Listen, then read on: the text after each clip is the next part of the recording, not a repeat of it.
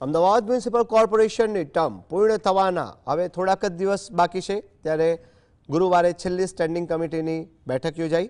અંદાજિત 2500 કરોડ રૂપિયાના વિકાસ કાર્યોને મંજૂરી આપવામાં આવી. કુલ 218 કામોને લીલી ઝંડી આપવામાં આવી, જેમાંથી લગભગ 600 કરોડ રૂપિયાના ખર્ચે શહેરમાં રોડ બનાવવાના કામોનો પણ સમાવેશ થાય છે. નારોલથી નરોડા સુધી આઇકોનિક રોડ બનાવવાની યોજના પણ મંજૂર કરાઈ છે. ત્યારે વિપક્ષે આ મુદ્દે प्रतिक्रिया आपी है.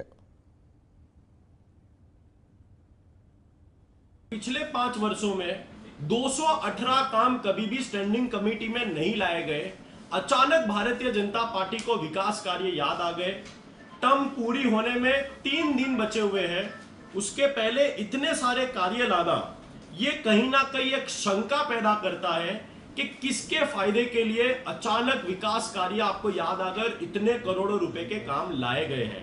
यदि काम लाने थे तो 5 वर्षों में कभी स्टैंडिंग कमेटी में 218 काम आए नहीं है.